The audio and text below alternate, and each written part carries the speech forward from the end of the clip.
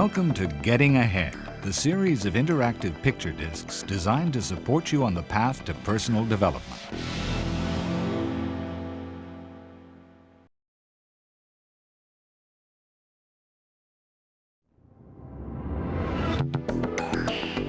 This program will help you understand how money works in a business. You will see how it is distributed and how it circulates. You will learn about the main sources of finance for a business and how to keep track of money in a business. All these by looking at a fictitious fireworks manufacturer. David Finley, the president of the company, will be your guide. Don't you just love fireworks? I do. That's why I made them my business. And when I started, I was full of enthusiasm and good ideas, but also a bit green on the financial side. Fortunately, Laura, my business partner, knows about money. And with her guidance and the help of our bank manager, we've made our company a success story. I'm Laura Parker, David's partner and financial director of the fireworks company. I'm in charge of our British office, while David takes care of the American side. And I'm Tony Russell. I've been taking care of the company's account since Laura and David came to see me at the bank 5 years ago. Laura and Tony are going to help you understand what happens to money when you put it to work. We'll give you an overview of the cycle money takes once it comes into the business. Then we'll explain where the money can come from in the first place and what difference that makes to the running of the business. And most importantly, we'll walk through the financial statements that help you keep track of the money so that you can understand what they tell you about the business.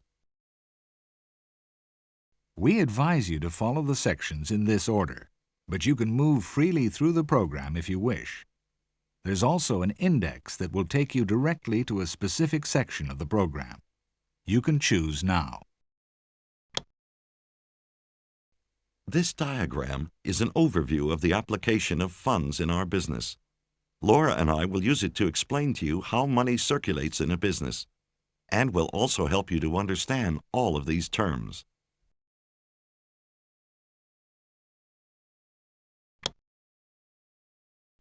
When Laura and I started the company, we had nothing.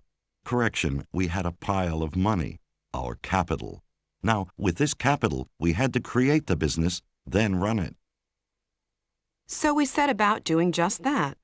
David dreaming of the magnificent fireworks we were going to produce, and I dragging him back down to earth and to the real objective of a business, which is profit. But as they say, to make money, you must spend money. And spend we did.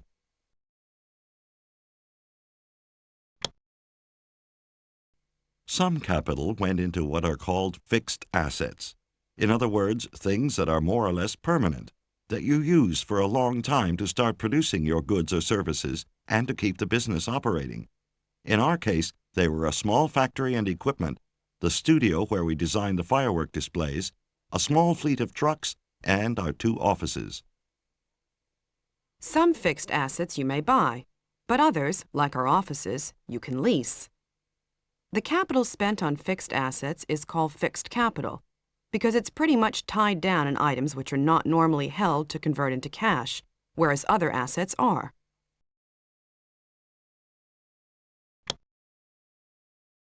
Some capital is spent in the day-to-day running of the business, the overheads, raw materials, salaries, electricity, telephones, the expenses we've incurred with clients to close a deal, you name it. The money distributed on all that is called working or circulating capital. Circulating because it moves in and out and through the business to keep the company going.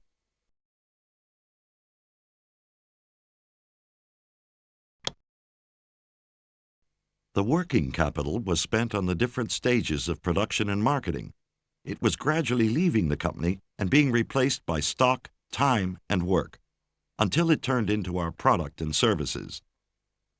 At the same time, month after month, our fixed assets were losing value just from the wear and tear of normal use. As a result, our fixed capital was also losing value. It was depreciating.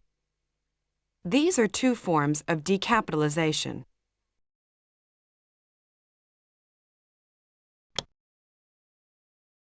Making a profit is our business objective. When we sell the fireworks, we add a markup to the cost, also called the profit margin. This is to allow for the time it takes to recover our investment and for the units to be sold. Cost and markup add up to the sale price. We've been careful to make our prices attractive and competitive.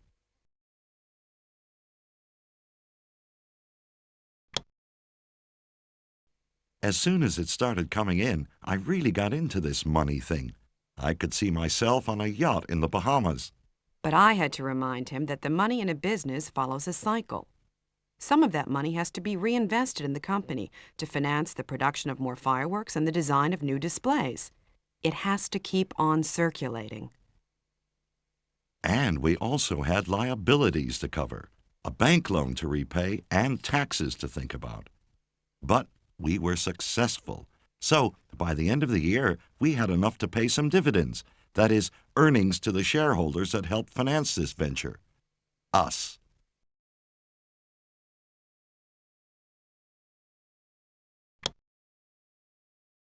This, in simple terms, is what happens when you put money to work. And these are the main terms you'll hear whenever the finances of a company are discussed.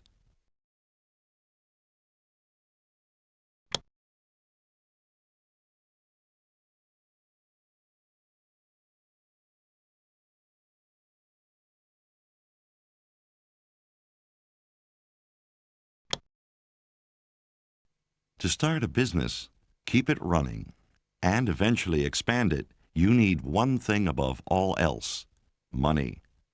The most common ways to finance a business are with loan capital and shareholders' capital. Either can be provided by the business proprietor or from external sources. All that means is that the money can come from either your pocket, a bank, or other lending institutions, or other people who are interested in buying a share of your business. And many businesses like ours raise their capital from a combination of all or some of these sources. Knowing where the money comes from is important because with each of these sources will come risks that you must be aware of. Certain benefits and conditions are attached to the money. I'm glad when I started I sought professional advice. Not that there are foolproof ways to raise capital, but at least I knew what I was getting into.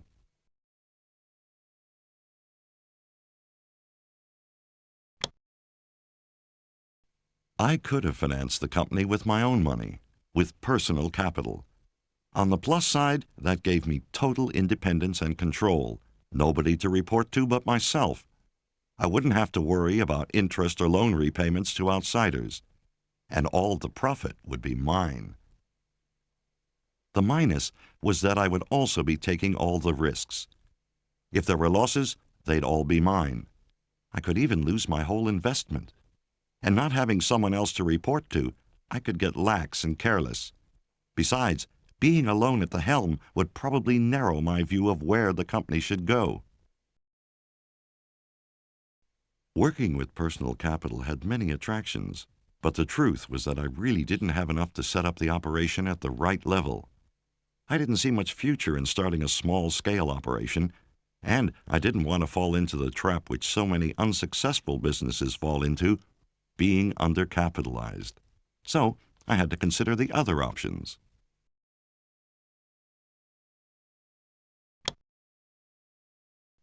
At the time, Laura was an independent financial advisor, and we decided to give more scope to the company in its early stages, so we went to see the bank manager about a loan.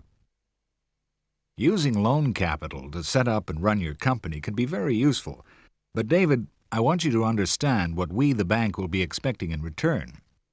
First, we will secure the loan against something we can repossess to sell: the property you buy, machinery, stock, or your house, if you're prepared to use them as security.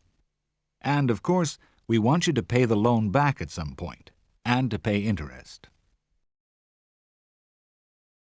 Lending us money won't make you partners or co-owners of the company, will it? No, but we'll be actively interested in its financial health and how you're running it.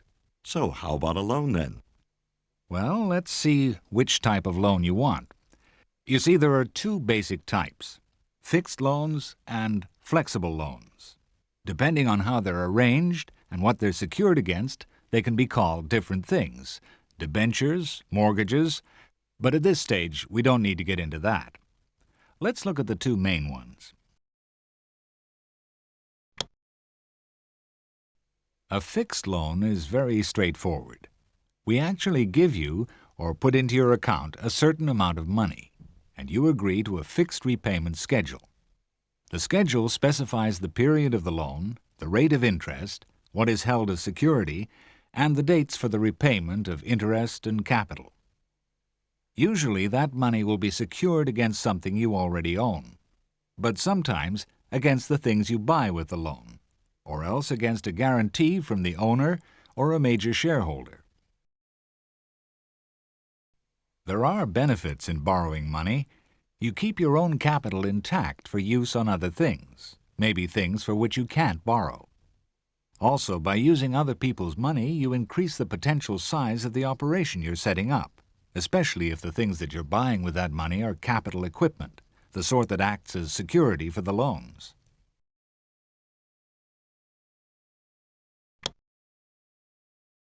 Flexible loans are not actual money handed over to you. They are a line of credit or an overdraft. This simply means that the bank allows you to write checks or make payments over and above the money you actually hold in your account. Of course, we have to agree on a limit to that overdraft, how long you'll need this type of credit for, the interest, and the repayments.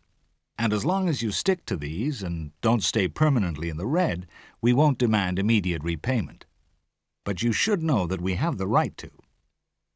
A flexible loan is normally used as circulating capital. It's there to help you keep the company working while you're waiting for sales to be made or invoices to be paid. One of the advantages of the flexible loan is that you don't need to come and see us every time you need this facility, as long as you stay within the limit. Also, you only pay for what you use, and if you don't use the facility, it won't be costing you as much.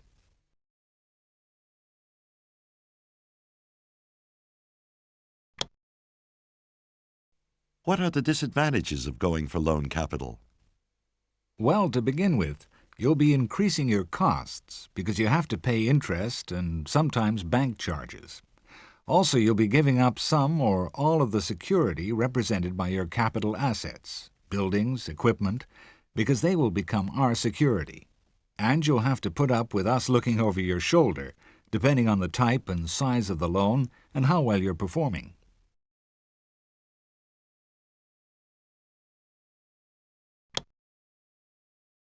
Laura and I decided to go for a fixed loan. After all, we could always come back for a flexible loan if we needed to.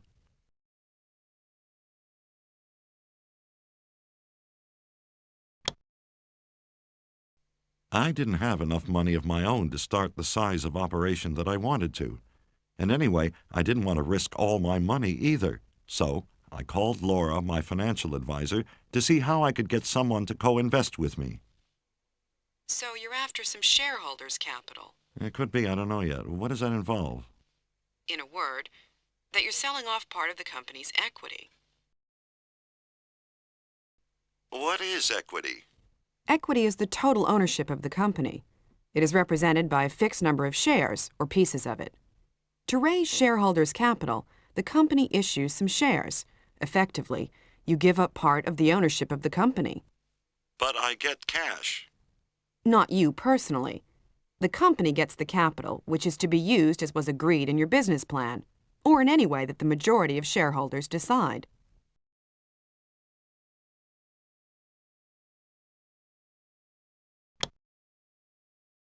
What do the shareholders get in return for their money? They get dividends. That is, a share of the profits made by the company at the end of the year. But these also depend on the type of shares they bought, whether they got common or preference shares. The returns are calculated differently in each case.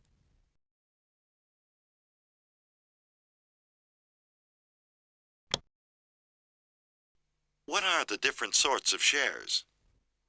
There are what are called common or ordinary shares. They're the ones that allow you to vote at the annual meeting of the company and decide how the company is run.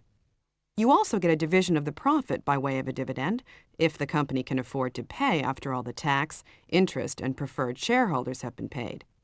In addition, the shares themselves may gain in value as the company becomes more profitable. The other main types are preferred or preference shares. These carry a fixed rate of return expressed as a percentage, and that has to be paid out before the ordinary shareholders receive anything. Usually, a preferred shareholder wouldn't be able to vote.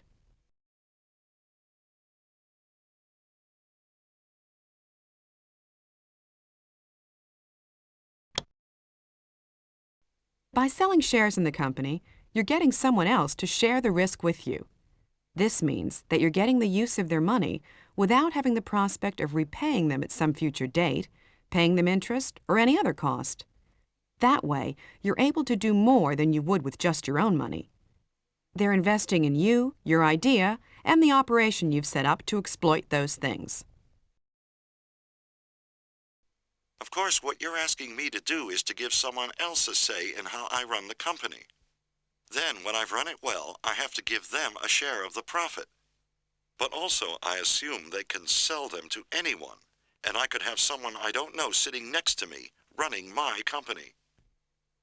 Yes, this will happen if you sell over a certain amount of the company, but can be avoided if you own a majority by reserving the right in the company's constitution to vet to whom shares may be transferred.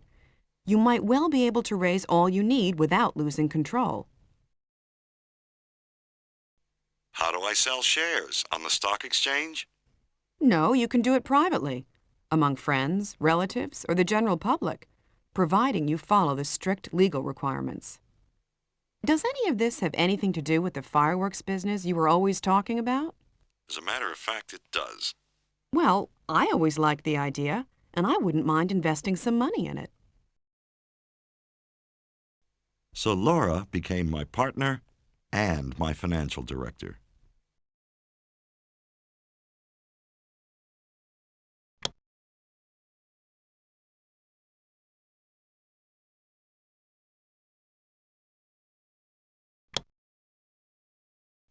Well, look at these figures. Your company certainly has grown.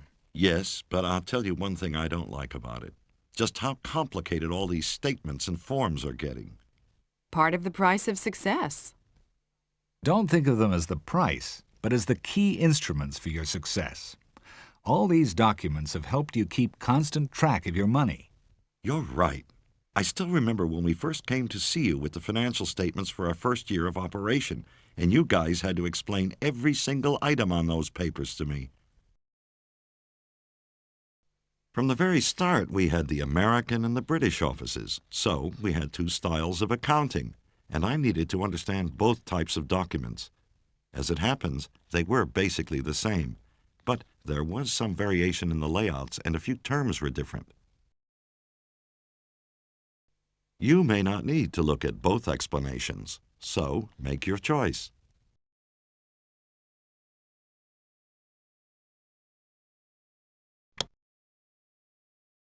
Okay, let's look at the balance sheet.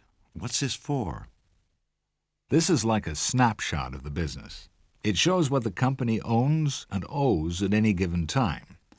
What it owns are the total assets. What it owes are the claims on the business. That is, the sum of liabilities plus the shareholders' equity. And both sides of the balance sheet must be in equilibrium. The same, even if the company makes a profit. Yes, or a loss. All the money in the business has a source and a destination, therefore a place in the balance sheet. Nothing can be unaccounted for. Profit or loss will always have a counterbalance. Let's look at this document in more detail.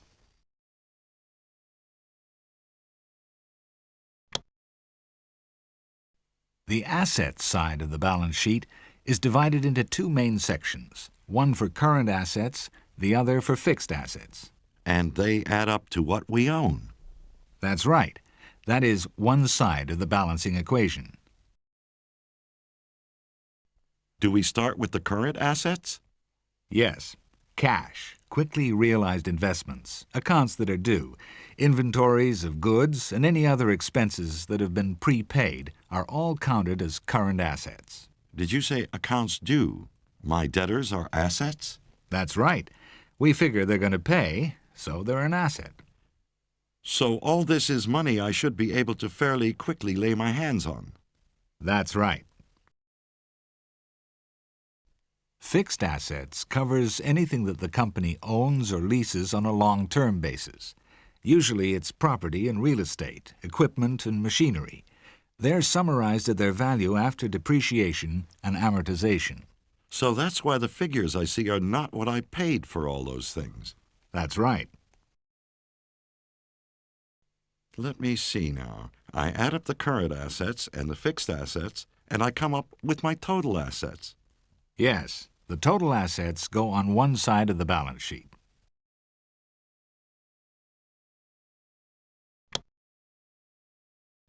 Claims are the total liabilities, or what the business owes. They're the current liabilities and long-term liabilities. So it's not just what the company is due to pay now, but what it has agreed to pay in the future. Yes, and the stockholders' equity, too. All the money that the business has to answer for. Current liabilities are debts to be paid within the year of operations. Accounts due for goods bought and other items received, accrued expenses, taxes and liabilities, and federal income taxes and dividends. Dividends? I thought that was our profit, Laura's and mine. You're right, but as individuals, the company has to pay you that money. So it's a claim against the business. And therefore a liability. I see it now. And the long term? These are debts carried over and beyond the date of the balance sheet. The stockholders' funds are made up by the share capital Laura and you have raised, plus the retained profit. The capital we raised includes the loan capital, right? Yes. And the retained profit is what Laura and I agreed to keep in the business account after we took out some dividends. You got it. All right, we add up the total liabilities, then the shareholders' equity, and we end up with the total claims, which go on the other side of the balance sheet.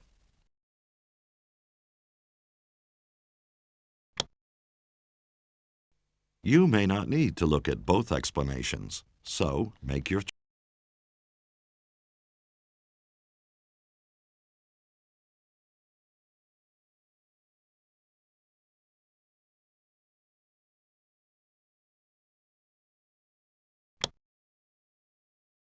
You may not need to look at both explanations, so make your choice. The company's statement of cash flows shows the movement of funds in the business. That is, where the cash came from and how it's been spent. And in the end, it tells you how much money you can actually count on in cash. In other words, our liquidity. Yes. And to determine the liquidity, we must calculate the cash flow from the operating activities, the investing activities, the financing activities, and taxation. And that will give us the cash position of the company on the date the statement ended. Let's look at the cash flow from operating activities. Okay. The company made a profit from its operating activities, and it's listed as a total. This amount is then adjusted by the amounts which have not yet been received or paid in cash. Yes. Just one thing, Tony. What are accruals? They're any expenses that you know you've incurred but haven't been invoiced for. And from this calculation, we get the net cash from the operating activities.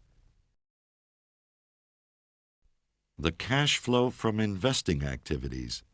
Is that what we've spent and received on long-term investments? That's correct, but it applies to fixed assets only. All your investments in property and other long-term items show as money going out, and the sales of existing assets shows as money coming in. And the difference is the net change in cash position from these activities. How should I read the cash flow from the financing activities? The company needs money to fund its activities. This is going to be raised through loans or by issuing shares. That's where your long-term liabilities and share capital comes from. But if the loans are liabilities, why are they added instead of taken out?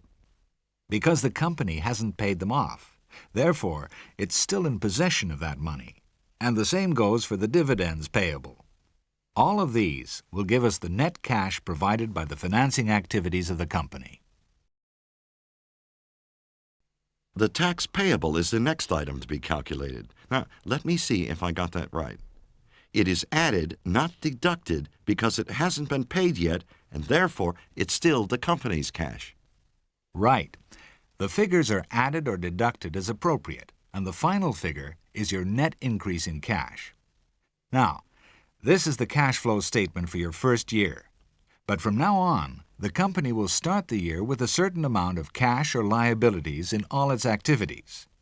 The changes during the year will be shown by adjusting the start-of-year position to the current position. How's that again? In each line, you will put the difference between what the company had at the start of the year and what it has at the end of the new year.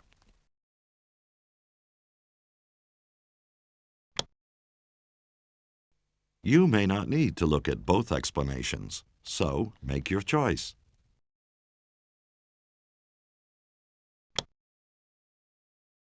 The statement of income and of retained earnings tells you just that. How much the company earned, how did we get to that figure, and how much of the profit, if any, is staying in the company. What do you mean, if any? Don't even think of losing money. And yet it happens. But it didn't happen to you, so let's look at your profit. Which profit? I see the gross profit, the operating profit, profit before tax, profit after tax, and retained profit, the sound of which I like a lot. Well, we'll get to it eventually. Let's take one at a time, since each has an effect on the other. The gross profit, or gross margin, is the difference between the money you make from the sale of goods or services, The revenue. yeah, less the costs of producing them. A simple deduction, and you've got the first profit that the company makes. The operating profit is sometimes called the income from operations. Simply, from the gross profit, we take out the operating expenses. You mean the cost of selling the goods and running the administration, right? Is that all? Yes, that's all. Now's the time to deduct any interest payments on your bank loans and add any income from other investments if you have them, before you calculate the tax you'll have to pay. So you're tax deductible, Tony. I knew there was something about you I could like. Anyway, operating profit minus interest payable gives you the profit before tax. Take the profit before tax, deduct the amount of tax due, and there is the profit after tax. Is this what is sometimes called net profit? Yes, this is what the company has made, some of which might be paid to the shareholders. Dividends and retained profit. The division of the spoils, eh? You could put it like that. The profit the company makes is for the owners, the shareholders. Now, if there's anyone holding preference shares, they get paid first at the agreed fixed rate. Then the holders of common stock have their turn. Which is the case of Laura and me. Yes, the remaining profit is divided by the number of shares, and that dividend is due to the shareholders. But we decided to keep some of the profit in the company for future development, and that is the retained profit. Just one more thing, David. At the beginning of the financial period, a company will usually have had an amount in retained earnings which were an accumulation from previous accounting periods. This is the opening figure, and to it is added all of the net income for the new accounting period. This gives a subtotal, which is the amount available for distribution.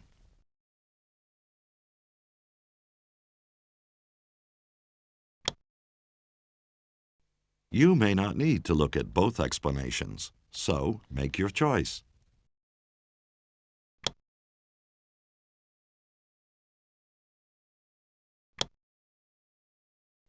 Choose from any of the 3 screens in this index menu.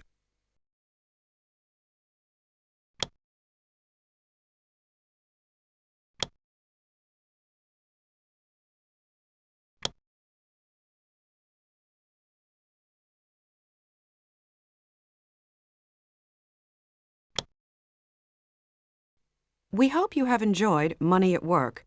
You may like to hear about other titles in this series.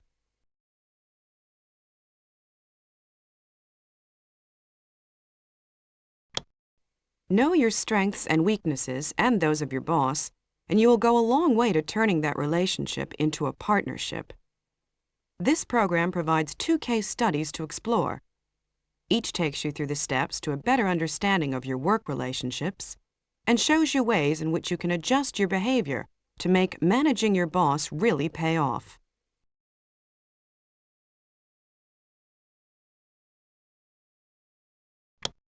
In this program, we'll give you ideas, advice, and a good solid plan to make your presentations a success. You will follow Mary and Donald as they prepare and deliver their presentations.